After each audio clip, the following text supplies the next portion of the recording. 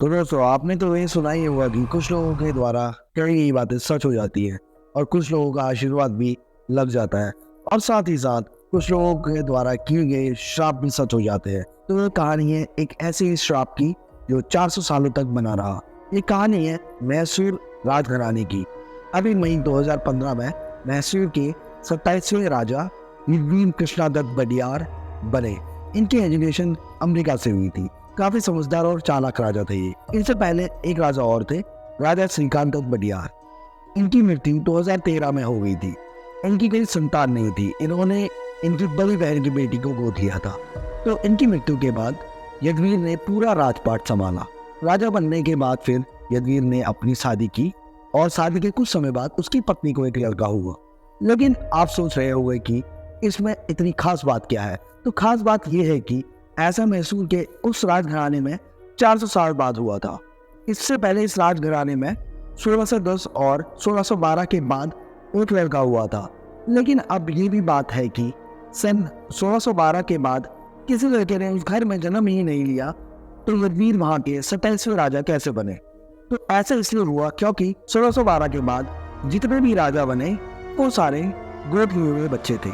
मैसूर में उन 400 सालों में किसी भी राजा को एक भी संतान नहीं हुई थी।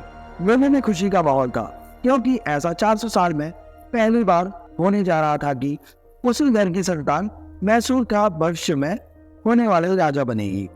अब सांप के पीछे की सच्चाई ये है कि 1612 में मैसूर के राजा वडियार ने पड़ोसी राज्य श्रीरंगपट्टनम में हमला बोल दिया।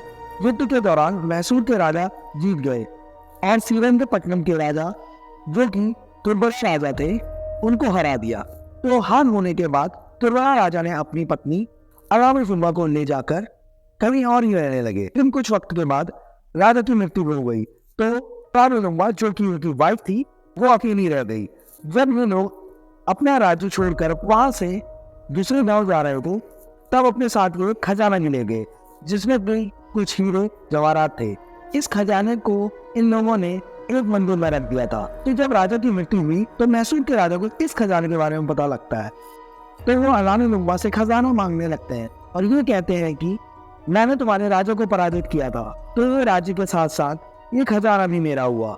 लेकिन अलामुल्ला खजाना देने को राजी नहीं थी। तो मैसूर के राजा ने खजाने को लाने के लिए अपनी सेना भेज दी। सेना के आने के बाद भी अलामुल्ला खजाने को सौंपने के लिए तैयार नहीं हुई। फिर श्रीरंगपट्टनम की महारानी अलामुल्ला ने यह कहा कि वो अपने खजाने को ऐसे लुटते हुए नहीं देख सकती। खजाना लूटा जाने से पहले वो अपनी जान दे देगी। और तभी वहां एक कावेरी नदी थी, उसमें उन्होंने छलांग मार दी। लेकिन उसमें कूदने से पहले उन्होंने एक बहुत बड़ा श्राप दे दिया उन लोगों को। श्राप में उन्होंने कहा कि मेरे पति को हराकर मेरा राजपाट लूट कर तो तुम लोगों का मन नहीं भरा। अब मेरे पति की मृत्यु होने के बाद भी तुम सब मेरे बचे हुए खजाने को लूटने आ गए।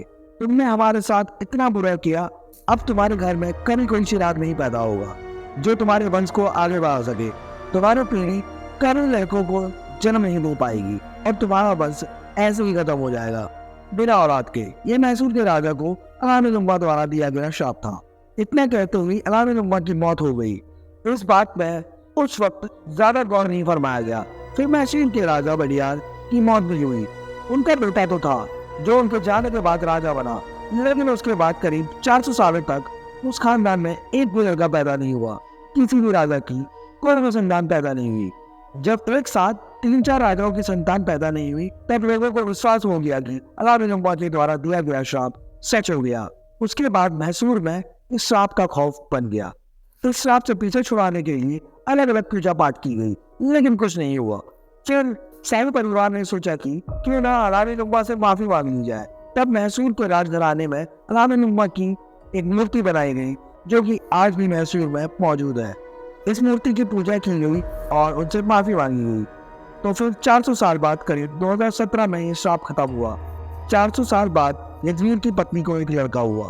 तो यह थी एक श्राप की कहानी। इसने परिवार का 400 सालों तक पीछा किया। तो दोस्तों अगर आपको कहानी अच्छी लगी हो तो आप कहानी को लाइक करिए, अपने फ्रेंड्स के साथ शेयर कीजिए वीडियो को। मिलते हो कल रात 9:30 बजे। Thank you for watching the video guys. Bye bye.